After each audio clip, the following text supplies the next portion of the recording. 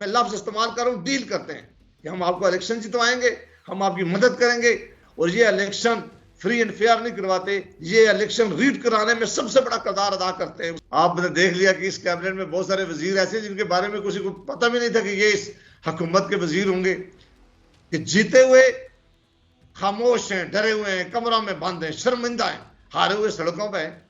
ऐसा माहौल नहीं होना चाहिए था। अगर पोलिंग स्टेशनों पर रिजल्ट जो निकला था इलेक्शन 45 का, वही बात 47 में भी आना चाहिए था। जो 2018 का इलेक्शन है, वो फलां फलां जर्नैलों के नाम ले गए थे कि इन्होंने रिग्ड किया।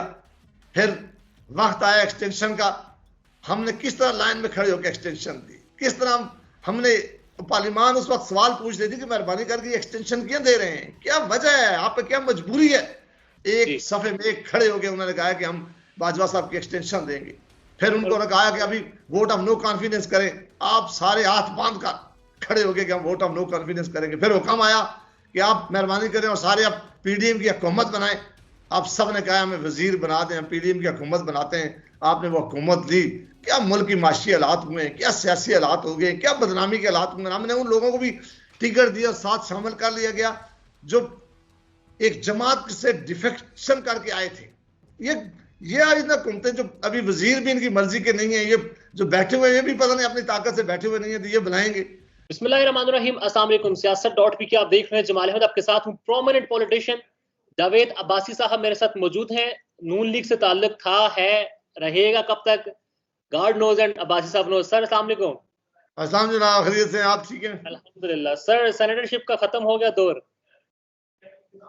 जी जी जी जी जी, उसके बाद हम इलेक्शन भी लड़ चुके हैं जी। भाई साहब क्या हालात देख रहे हैं? नून लीग की हुकूमत है, नून लीग की ही हुकूमत है। बज़ाहिर तो लगता यही है, लेकिन अंदर से मुझे लग नहीं रहा कि ये नून लीग की हुकूमत है। हुकूमत तो यहाँ जो है वो दी जाती है, और हुकूमत देते वक्त कई चीजें कही जाती हैं कि ये होंगी।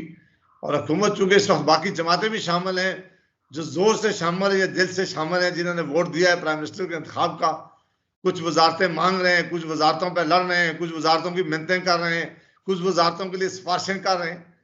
हाँ, ताकतवर वही हैं जिन्हें हुकूमत देते वक्त कहा गया कि ये आपके वजीर होंगे, इनको आपने वजीर रखना है, इनसे आपने काम लेना है।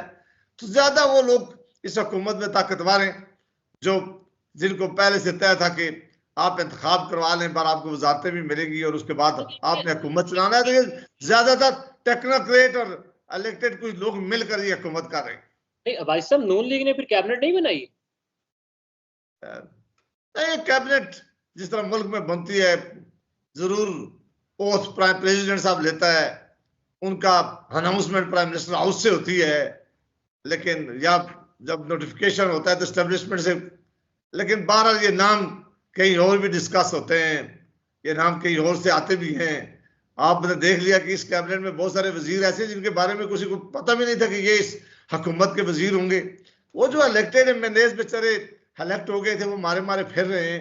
ये बस चंद वही लोग जिन्हें पहले से पता था कि हमें वजारत में रख रहा है, और कुछ वो लोग जिन्हें कहा गया कि ये वजारतें करेंगे, ये वजारतों में रहेंगे, इन्होंने हुकूमत चलानी है, तो उनको मिलाकर हुकूमत बना दी गई है।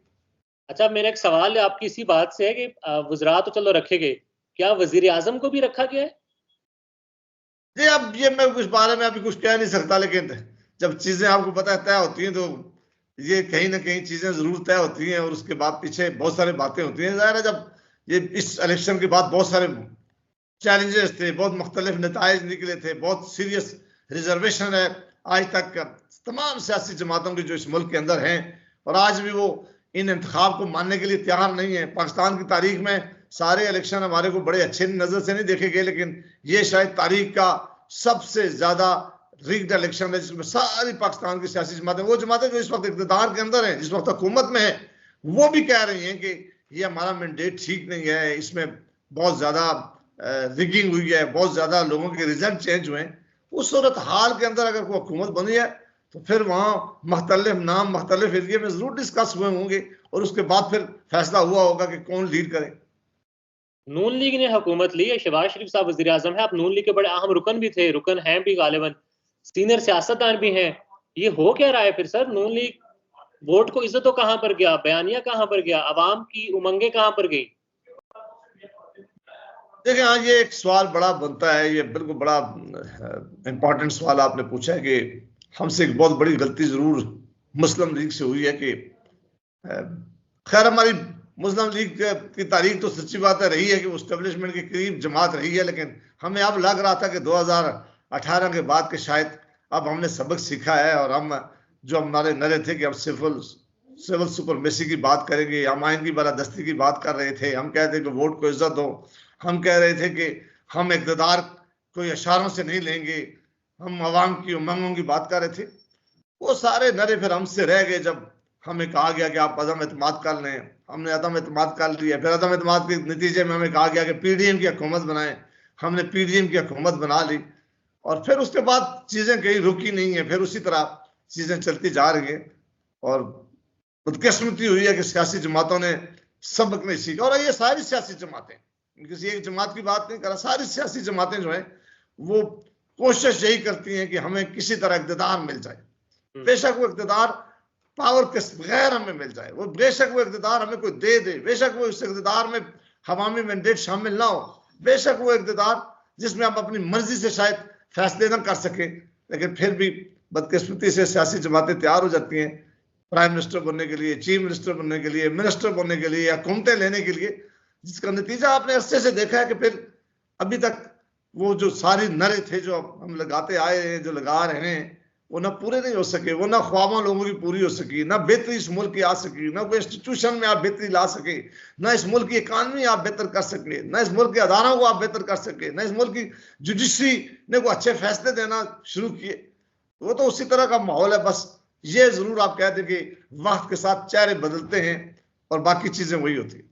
और जाहिर है इस टेन्योर का सर आप भी हिस्सा रहे हैं बड़ी माजरत के साथ, तो फिर जब आपने भी कहा कि इस्टेब्लिशमेंट के करीब रही है नून लीग, उस वक्त आप नून लीग में शामिल थे, आम जबान में यही बात होगी ना कि नून लीग हमेशा या फिर ज्यादातर वक्त में गेट नंबर 4 की जो बात होती है आम सियासतदान वो बात करते हैं। ये बिल्कुल आपने ठीक है जी, हम सारा हिस्सा है। मैंने नून लीग का नहीं कहा, मैंने कहा कि सारी सियासी जमातें, और मैंने कहा कि सारी सियासी जमातें की यही ख्वाहिश है, चली आ रही है और मुझे लगता है कि आगे भी जाएंगे कि उनका एक ही सबसे ज्यादा बड़ा क्वालिफिकेशन वो अपनी यही समझते हैं कि हम स्टेब्लिशमेंट की राइट साइड पे हों। और अब तो ये हो सकता है कि वो लीडर अपने आप को बड़ा खुशकिस्मत भी समझता है और बहुत ज्यादा ताकतवर समझता है जो कहता है कि मैं स्टेब्लिशमेंट की राइट साइड पे हूं। अब उन लोगों को पार्टी के अंदर भी बड़ी उससे निगाह से देखा जाता है, कहते हैं हाँ इन आदमियों को आगे लाएं जी, ये बड़े स्टेब्लिशमेंट के करीब है, ये रास्ता बनाएंगे। अब ये बदकिस्मती है कि सारी सियासी जमातों ने यही रवैया अख्तियार कर लिया है। उन्हें ना अवाम के मैंडेट का परवाह है, ना उसकी उनको इज्जत है, ना उसका ख्याल है, ना अवाम का बहुत बड़ा ख्याल है। वो सिर्फ अपनी सारी जितना तवानाई एनर्जी है उस स्टेब्लिशमेंट को खुश करने को, उनको अपनी राइट साइड पर रखने के लिए, उनसे डिक्टेशन लेने में और बड़ी महारत फील करते हैं, बड़ा फखरिया अंदाज में कहते हैं कि नहीं नहीं हम तो एक पेज पे हैं, हमारा तो बड़ा तल्लक है, हम तो उनके साथ मिलकर काम कर रहे हैं। तो ये जब ऐसा माहौल होता है तो ये किसी एक जमात के लिए नहीं है, सब सियासी जमातें जो इस वक्त इक़्तिदार में हैं या बाहर हैं, उनका एक ही मकसद है और वो स्टेब्लिशमेंट से जरूर जमात खफा होती है जो स्टेब्लिशमेंट से दूर चली जाती है।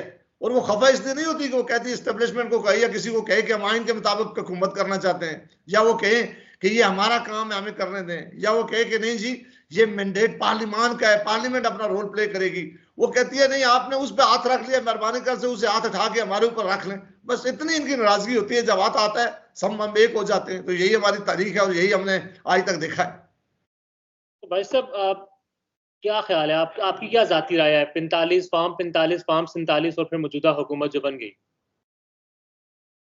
बस ये बड़ी बदकिस्मती है पाकिस्तान के अंदर में, और बहुत ही मैं समझता हूं कि हम सब के लिए बड़ी बहुत ही मायूस कुन और शर्मनाक बात है कि हर इलेक्शन के बाद एक नई कंट्रोवर्सी पैदा हो जाती है। सारी दुनिया कहां पहुंच गई है, दुनिया के ममालिक किस तरह इक़्तिदार जो है वो अवाम मुंतकिल करती है। इज्जत के साथ अपोजिशन और हुकूमत दोनों बैठ के लोगों के काम करते हैं, लोगों की बेहतरी के लिए काम करते हैं। पार्लियामान अपना काम करती है, जमहूरियत मजबूत होती है, जमहूरी अदारों का इस्तेकाम आता है, आइन की बालादस्ती की बात करते हैं। हमारे यहाँ तो सबसे बड़ा जुल्म तो अभी कुछ अर्सा ये 18 अमेंडमेंट के बाद ये हुआ कि ये केयर टेकर सेटअप आना शुरू हो गया। अब अंदाजा करें कि आइन पाकिस्तान या जो उस वक्त फ्रेमर ऑफ कॉन्स्टिट्यूशन थे उनका ख्याल होगा कि जी हम एक ऐसा अदारा बनाएंगे जो न्यूट्रल होगा, हम एक ऐसी केयर टेकर हुकूमत बनाएंगे जो लेवल प्लेइंग फील्ड सब जमातों के लिए मुहैया करेगी। हम एक ऐसी केयर टेकर हुकूमत आएगी जो इंश्योर करेगी कि इस मुल्क में फ्री एंड फेयर इलेक्शन हो, ट्रांसपेरेंसी इंश्योर करेगी। अब पाकिस्तान में जब भी केयर टेकर हुकूमत आती है वो 3 बड़े काम करती है। पहला काम उसका वो करना ये शुरू कर देती है कि वो कहती है कि किसी तरह इस मुल्क में इलेक्शन डिले हो, इलेक्शन ना हो, हम इक़्तिदार में रहें, बेशक आइन की खिलाफ वर्जी हो, और ऐसी हुई है पंजाब और खैबर पख्तूनख्वा में, आपने देखा है। दूसरा उनका ये काम होता है कि वो एस्टेब्लिशमेंट के साथ मिलकर, उस जमात के साथ मिलकर कोशिश करते हैं जो इक़्तिदार में आने के लिए कोशिश हो रही होती है या इक़्तिदार में आती है, उसके साथ डील करते हैं। मैं लफ्ज इस्तेमाल कर रहा हूं, डील करते हैं कि हम आपको इलेक्शन जितवाएंगे, हम आपकी मदद करेंगे, आपने जब इलेक्शन जीत जाना है हमें वजीर बनाना है, हमें सेनेटर बनाना है, हमें चेयरमैन बनाना है, हमें फलां पोजीशन दिलवानी है, हमें वो कॉन्स्टिट्यूशनल ऑफिस दिलवाना है। तो वो डील करते हैं और जो 30 करके इस तरफ हुकूमत में आते हैं और ये रास्ता मार करते हैं।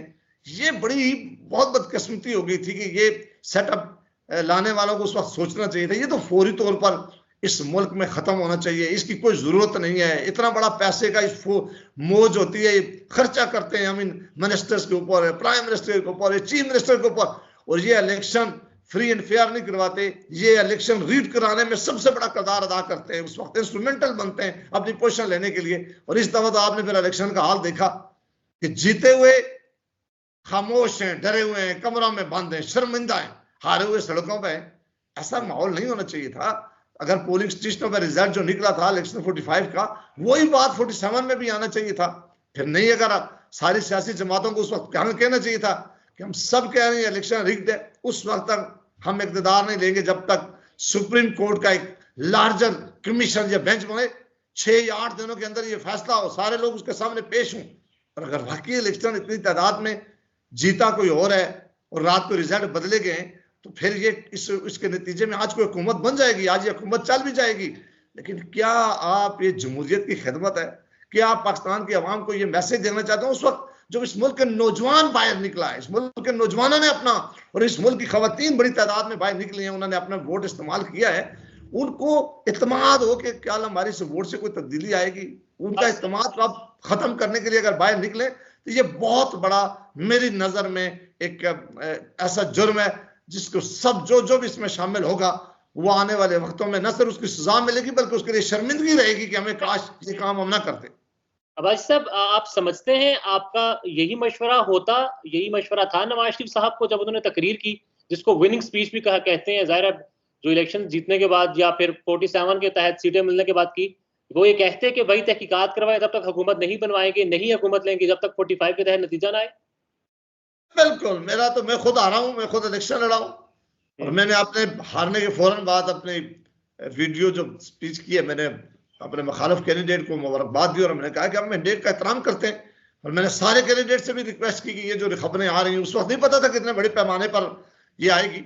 उसके फौरन बाद मैंने कई प्रोग्रामों में आके कहा कि नहीं, हमें हुकूमत नहीं लेनी चाहिए, ये हुकूमत कंप्रोमाइज्ड है, ये हुकूमत लेकर हम वही गलती करेंगे जो पीडीएम की हुकूमत बनाते वक्त हमने गलती की थी।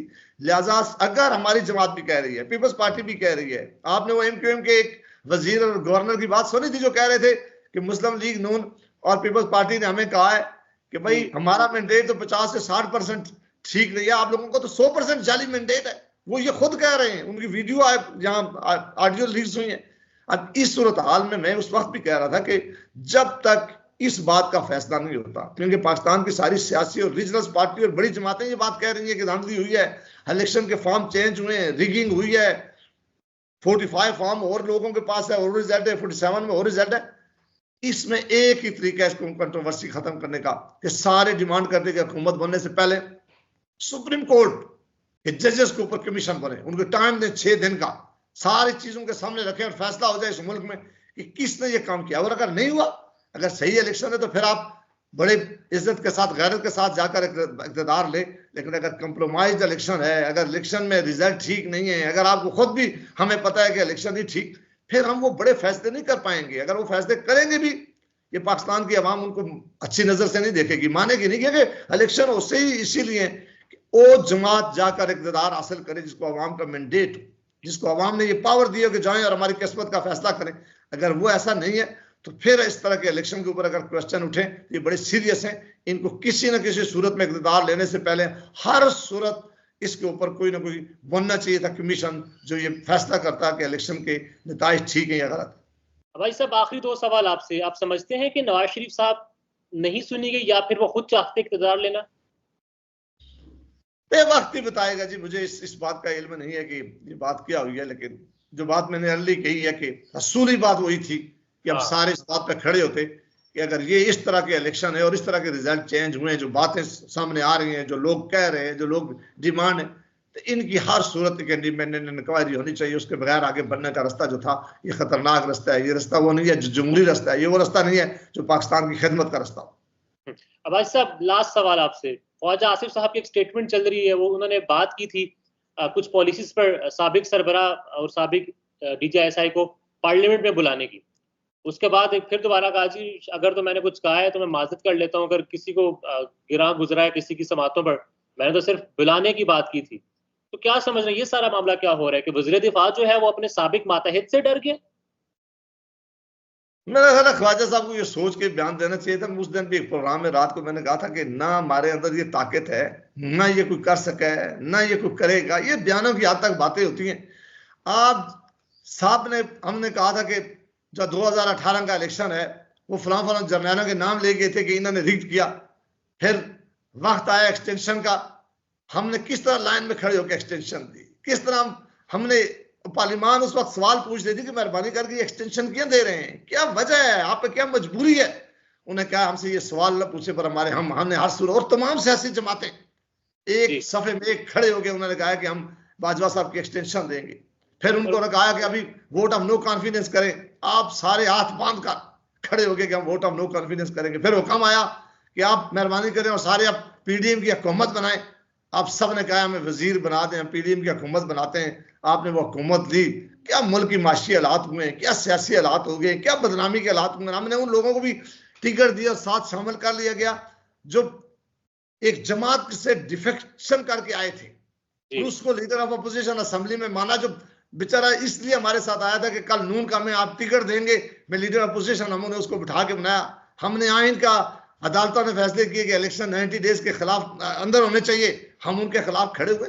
ना कोई बुला सका है, ना किसी के ये इतना घूमते जो अभी वजीर भी इनकी मर्जी के नहीं है, ये जो बैठे हुए ये भी पता नहीं अपनी ताकत से बैठे हुए नहीं है तो ये बुलाएंगे। ऐसी बातें हमारे यहाँ ये मशहूरी के लिए आदमी बाज दफा कर लेता है। मेरा नहीं ख्याल कि ना माहौल है ना कोई कर सका है। यहाँ लोगों ने कहा था कि आर्टिकल 6 का ट्रायल होगा, हुआ था तो क्या नतीजा निकला था। फिर लोगों ने कहा कि हम ईंट से ईंट बचा देंगे तो क्या नतीजा निकला था। बाकी बड़ी बड़ी बातें यहाँ इस मुल्क के अंदर हुई हैं तो क्या नतीजा निकला। ये सारे मैं पहले कह चुका हूं, ये सब इक़्तिदार की खातर जो मर्जी हो कंप्रोमाइज करने के लिए तैयार हो जाते हैं। इनकी सबसे औलीन तरजीह इक़्तिदार है। और हाँ, सिर्फ ये थोड़े से खफा उस वक्त होते हैं जब इनको ये अंदेशा होता है कि आप हमारी कमर पर हाथ नहीं, हाथ किसी और के ऊपर है, किसी और के सर पर हाथ है, तो फिर इतना थोड़ी सी शिकायत करते हैं कि वो हाथ हमारी तरफ आ जाए। इससे ज्यादा यहाँ आप ज्यादा तवक्को ना करें। मेरा नहीं ख्याल कि इससे ज्यादा कुछ होगा। पाकिस्तान में इस वक्त सबसे बड़ा मसला बोलने का है। पाकिस्तान में बोलने नहीं दिया जाता, जुबानें खींच ली जाती हैं, डर है, खौफ है, टेरर है।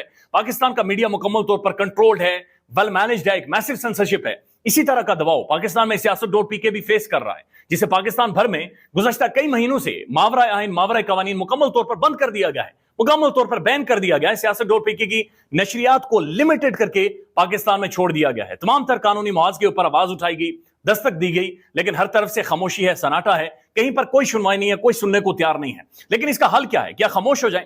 क्या सवाल ना करें? क्या मालूमात आप तक ना पहुंचाएं? क्या इंफॉर्मेशन आप तक ना पहुंचाएं? मालूमात भी पहुंचेगी, इंफॉर्मेशन भी पहुंचेगी, सवालात भी उठेंगे, लेकिन अब आपने रोल प्ले करना है, आपने अपना किरदार अदा करना है। और छोटा सा एक प्रोसीजर है, प्रोसेस है, उसके बाद आप अपना किरदार अदा करें और हमारी मदद करें। पहले आपने यह करना है कि हमारे YouTube चैनल को सब्सक्राइब करना है, उसके बाद ज्वाइन के बटन के ऊपर जाना है, क्लिक करके हमारा मेंबर बनना है। या फिर दूसरा ऑप्शन यह है कि आपने वीडियो की डिस्क्रिप्शन में जाना है, वहां पर पैट्रियन का लिंक मौजूद होगा, उस लिंक के ऊपर क्लिक करें और हमें सपोर्ट करें, हमारा हिस्सा बने, हमारी ताकत बने।